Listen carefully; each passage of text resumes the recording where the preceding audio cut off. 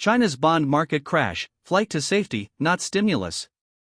Longer-term Chinese bond yields have declined significantly in recent weeks, but now short-term yields have plummeted. The one-year bond yield, for instance, has dropped by 50 basis points since December 9, with most of this decline occurring last week. This dramatic plunge raises crucial questions. Why now? Why this sudden flight to safety? While the media attributes this to imminent rate cuts by the People's Bank of China, PBOC, in response to recent stimulus measures, the evidence suggests otherwise. This sharp decline in short-term bond yields is indicative of a flight to safety, similar to what occurred during the 2020 pandemic panic and the 2024 Chinese stock market crash. Despite the government's September stimulus package, which included significant rate cuts, the stock market has not experienced a significant rebound.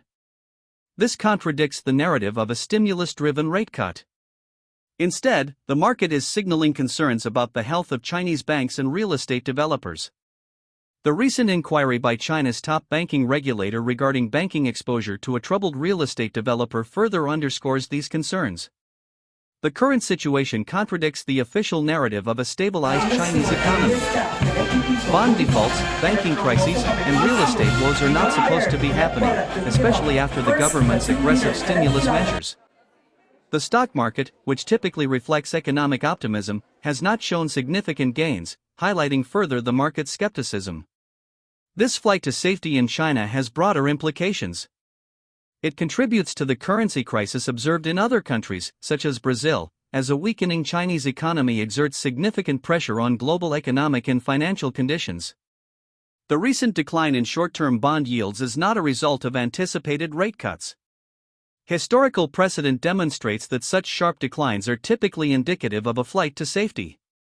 The market's response to the September stimulus package, where yields increased despite the announced rate cuts, further supports this interpretation.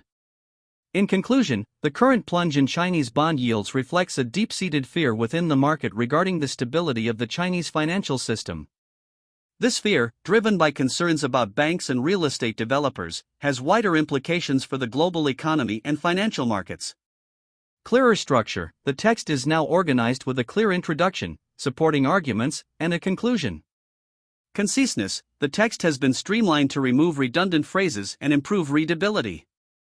Stronger thesis statement: the introduction now clearly states the main argument: the bond market crash is driven by flight to safety, not stimulus.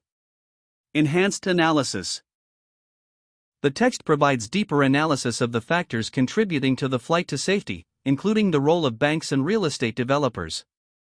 Improved flow: transitions between ideas are smoother, making the text easier to follow.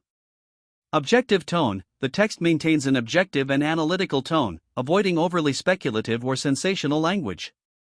Positive signs and development potential: investment in infrastructure: China continues to invest heavily in infrastructure, especially transportation and energy projects, to promote long-term economic growth.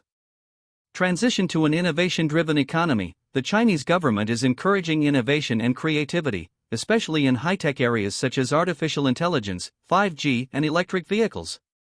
This could help China becomes a global technology powerhouse. Opening up the market: China is gradually opening up its market to foreign investors, creating more business cooperation opportunities and promoting growth. Development: domestic market development: China has a huge domestic market with a growing middle class. Tapping into the domestic market will be an important driver of economic growth. Challenges and needs concern: public debt: China's high level of public debt is one of the biggest risks to the economy. Real estate: the real estate crisis is affecting economic growth and causing many uncertainties society. Environment: environmental pollution and climate change are urgent issues that China needs to address. Slowing growth: China's economic growth is slowing, requiring the country to seek new growth drivers.